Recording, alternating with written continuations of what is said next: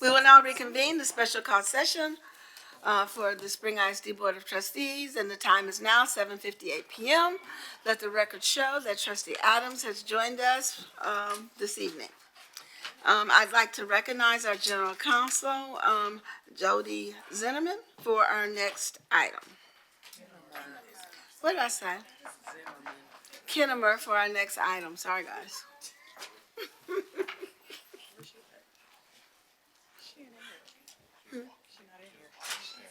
Okay, it's okay. Don't worry about it. I'm going to move on with the agenda tonight. On the agenda, we have several items listed for revision as a result of the recent legislative special call session. We have the revision to EFB loco, FD loco, FM loco, and FMCE loco. This evening, I'm going to ask the board, without any if there isn't any objection from my colleagues, I'm going to recommend that we table all of those items except for Senate Bill 401, which is due by August 1st. So is there any objection to tabling the other three legislative items that aren't due until September?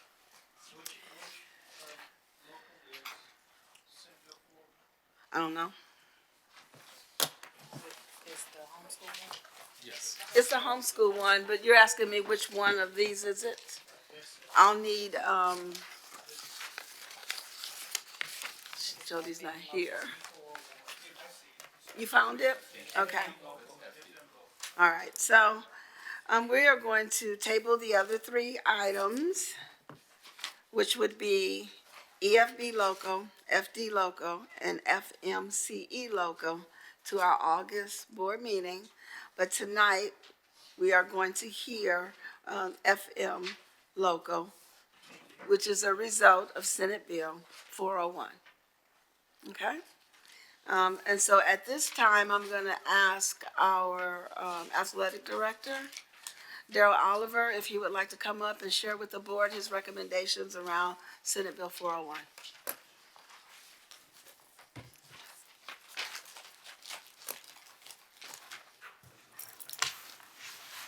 Good evening, Madam Board President, Board of Trustees, Dr. Cuellar, and assembled guests. Senate Bill 401 is before us because the homeschool law has changed from the last time that we were visiting regarding this. In the 2024-2025 school year, the decision that was presented before us was whether or not we needed to opt in and accept homeschool participation for students who wanted to participate in extracurricular activities included of athletics and PVA. And of course, we decided that that was not good for Spring ISD. And so at this time, the new law, which is now Senate Bill 401, is the direct opposite in wording, but is the same thing that we're currently already doing. So not to confuse anyone in the room, but what we are being asked to look at is whether school districts would decide whether or not they want to opt out. And so on behalf of Spring ISD Athletics, and certainly in terms for PVA, and I know they are in the room as well, there is no benefit to Spring ISD for having homeschool athletes participate if they choose to be a homeschool student. So what you would get from that is a student would de-enroll, basically, or not enroll into a Spring ISD facility, but would be allowed to participate in athletics or PVA. So the majority of every school district that we are associated with and we participate with have already opted out. And so you would lose enrollment for those students, and those students would be given the same opportunities as the students who do participate. And that would cause several issues for us in athletics as well as PVA, and we would have several DEC hearings, and it would cause a lot of problems. And so the recommendation for us is for Spring ISD to opt out. Thank you. Our PVA, would you like to make any comments as well? David. I'm sorry, I don't remember the last name. I'm sorry. Before you do that, Coach, could you explain that hearing that you just mentioned? I'm sorry, say it again. You mentioned a hearing process that would take place. So, yes, let me give you an example. Let's say if a parent decided they wanted to take their student out of, as an example, Spring High School, and they wanted to homeschool them, then what would happen is the only way that student can participate in athletics or PVA, they would have to go to the next closest available school. Well, if none of our schools in Spring are allowing it, you're saying now that this student can now go participate in Humble or Klein or somewhere else. That requires a district executive committee hearing. Okay. And so that's where we would be involved, and it would certainly tie up us quite a bit, and those would not be good. And so for that reason, we certainly don't want to have to address those issues. So that would be a DEC, District Executive Committee hearing. Thank you. Coach, could you refresh me? My understanding is in order for our kids to participate in athletics, they have to maintain certain grades. That is correct. Okay, so instead of passing my class, I could just unenroll and still play. That is correct. And that is I not, mean, I say that facetiously. I mean, is that really what could happen? it is something that literally could in fact happen. If a parent chooses to do so, that's a reality.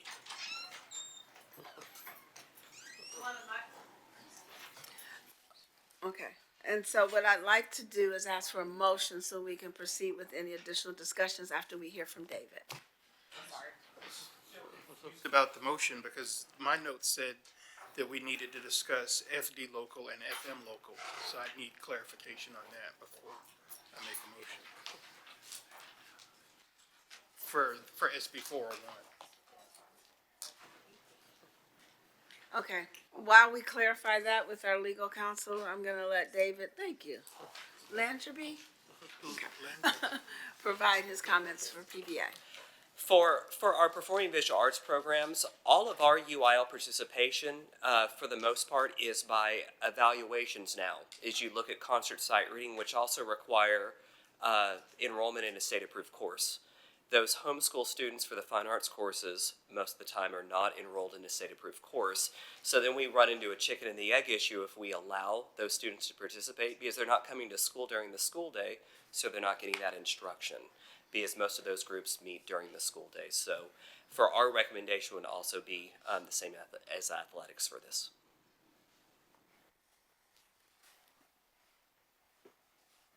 Okay, thank you. Ms. Zimmer, can you clarify exactly we have tabled all items except for Senate Bill 401. Can you clarify which policies are impacted by Senate Bill 401? Is FM local, does it also include FD local, or it's just the FM local? So it's FM and FD. Okay. You'll notice that FM has a lot more revisions than FD.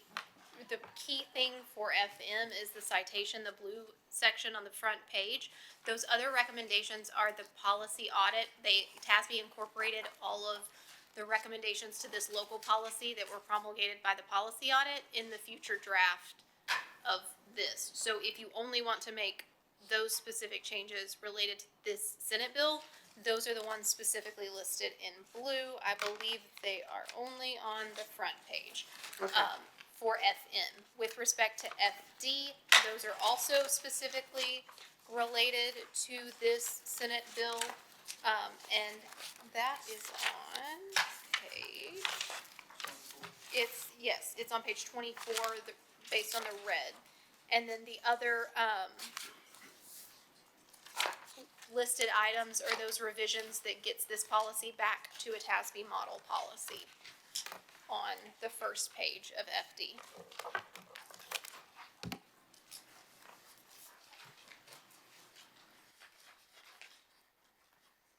Did you say page 24? Yes, in red. Oh, okay, ours is 29. Okay, I'm still confused. Okay.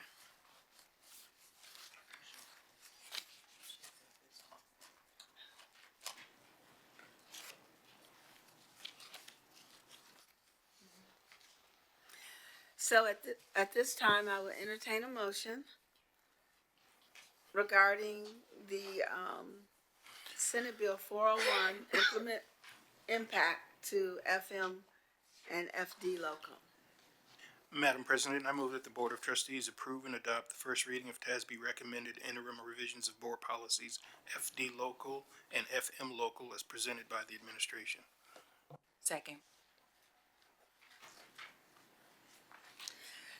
It's been moved by there's a motion on the floor made by trustee Adams and seconded by trustee McDaniel regarding Senate Bill 401.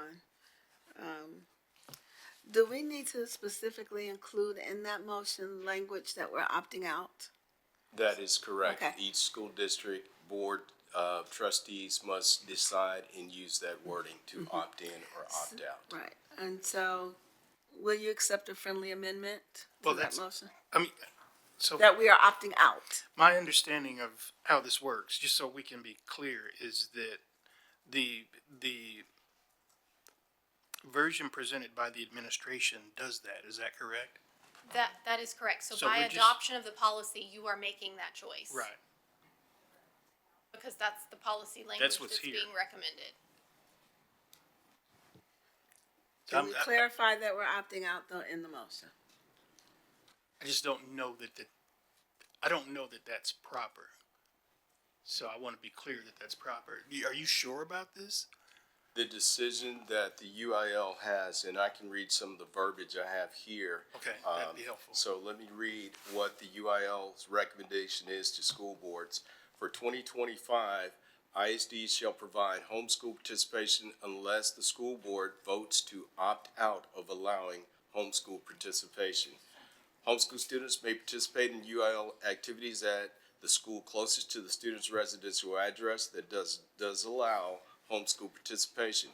If the school to which they are not, are zoned to opts out of homeschool participation.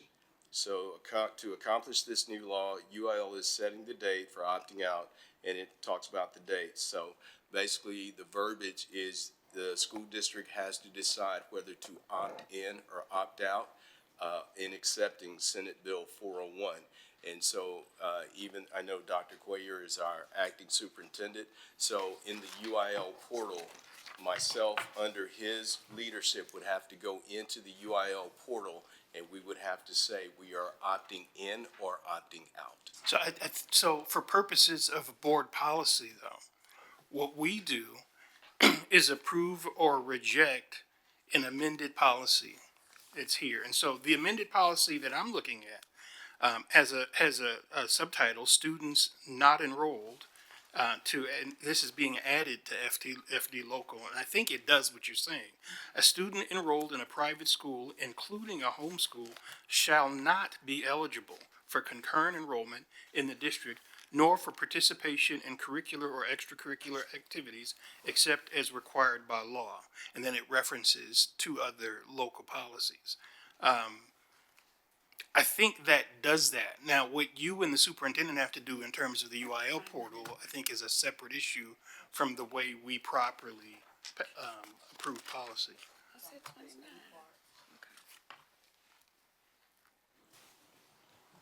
Just to clarify, that except as provided by law is probably related to those special ed child find services that we would be required to potentially provide, right, to students who are enrolled in private school or homeschool. Right, setting. we need to reference EEL and FM for that. FM is the other policy that we have to talk about. And it sounds like we're just removing FM local. We're just getting rid of that. Is the way I read this. A lot of FM local will be removed because those are more appropriate for administrative regulations, but there will be policy language left. Oh, my mistake, I skipped a page. Yeah, Yeah, I see there it. is some Okay. policy language that will be left there Okay. that is, right, specifically But related it to lines up absences with our choice to opt out of of, yes. and that's- unenrolled students participating in in UIL. Yes, Okay. it's the citation portion for eligibility of those private school students, refer back to the other policy language. I understand. Just had one clarifying question. You mentioned it, but it was quick. The except as required by law piece, what is the requirement? So For Child Find students, when a student is enrolled in private school or homeschool, we still have our Child Find obligations related to special education services for students who live within the district's boundaries under federal law. And so while we say they're not eligible for enrollment in school, there is a limited exception that would allow a homeschool student to be enrolled in a school district, but not in membership in a school district if, for example, they were receiving related special education services like speech therapy Gotcha. or something of that nature. So I'm guessing that would be my guess as to why that except is required by law is there, not that it's related to UIL athletic participation. It was a big part of the voucher debate. The part of the issue with vouchers was students could participate in a private school, but the home district was still required to provide their FAPE. They're still The required to services, do right. that, even though we were not receiving the funding that we Money, would right. get for them being enrolled. Do we need to specify charters in that language as well? Yeah, Because it says private and homeschool, but we don't exclude charters. So is this the recommended language from the state for school districts that are planning to opt out? this is the recommended Because it language doesn't from seem sufficient. this is the recommended language from TASB because the way the law is written is specific to private school students, those that are enrolled in open enrollment charter schools in the state of Texas. That's considered public ed, remember, because it's part of that open enrollment charter school umbrella that is under public ed. And so when you're enrolled there, you're certainly not entitled to enrollment here. It's the question specifically with homeschool and Homeschool. private school students, more than those open enrollment charters is my understanding. So our schools aren't good enough for you, but our sports and band could be, Yes. basically. I would say the only other specific thing with this policy in particular is we're required to make this selection by September 1 of this year, but every year thereafter, if we ever wanted to change it, we would have to make that revision by August 1st. And to clarify, this must be enacted by August 1st, 2025. My understanding is September 1 this year, because that's the date the law is effective, so we can't make the change before the law becomes law, right? So September 1 is our deadline for this year, and every year thereafter, it's August 1st of those years. So we have till September 1st for this? For all of these policies? So for these four policies, you do have until September 1st. The recommendation and the push from UIL and from other outside organizations related to these changes in FM and FD is to do it before enrollment, before the school year begins, right? And most schools start school before September 1. So with respect to FM and FD, that's the push for doing it now, before August. But the law is not technically effective until September 1, which is why our deadline is to adopt the policy by September 1 for this year, and then August 1 for those years thereafter. Keep in mind, too, for those districts that are going to opt in, athletic participation sometimes is starting in early August before September 1. So you see a lot of districts making those elections. The only other strange thing about this one is if we opt out and the child lives within our district, then they are eligible to go to the next closest district that did approve their participation. Not that that will make a significant difference, but I do at least want to make you aware of that.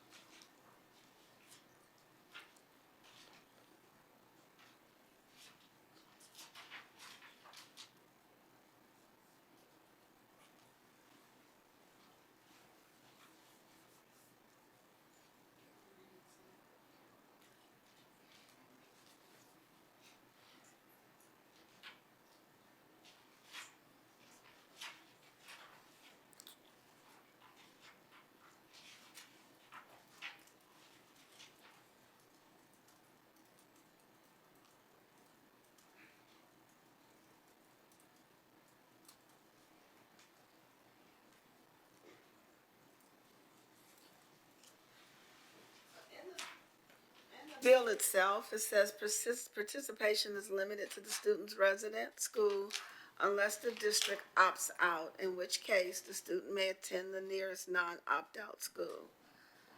The law takes effect the first day of the school year. I just feel like the opt-out language needs to be in there. The opt-out language is in here. That's what that section, that's being added, that's what that is.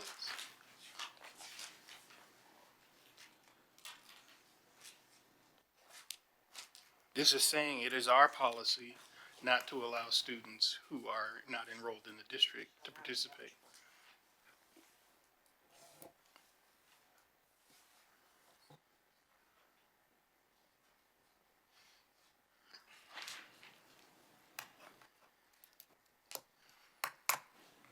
Are you referencing, you're saying you want us to include language that says that as a district, we opt out in that, in the If- policy? If everybody's comfortable with this language here, that's fine, but it says CEEL and FM, so then if we go with this language, do we really need to be reviewing the other policies tonight that we've already tabled? Or no? EEL is related to instruction and is those services that students are entitled to receive. And then FM is the other policy that's here in the book that has the concurrent citation back to FD for this. Okay, and where is it in FM? What page is that? That 30. is on, it looks like 35 of 47 of your book. The red number is 29.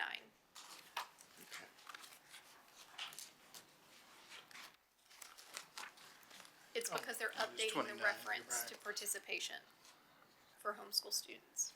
That also has the same language, just. Yes. The district shall not.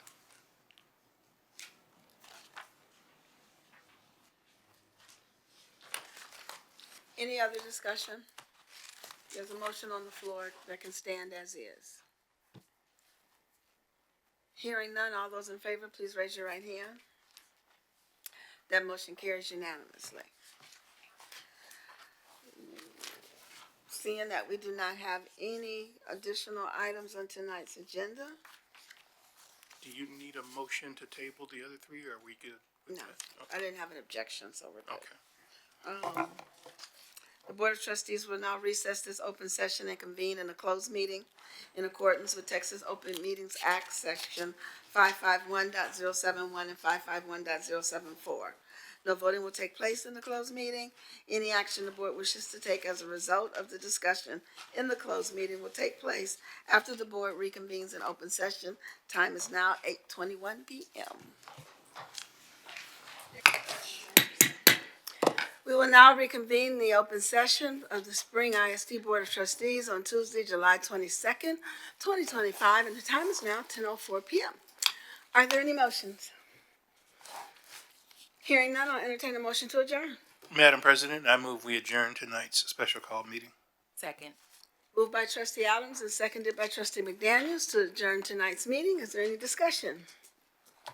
Hearing none, I'll call for the vote. All those in favor, please raise your right hand. Motion carries unanimously. We adjourn tonight's meeting at 10:04 p.m. Thank you, everyone.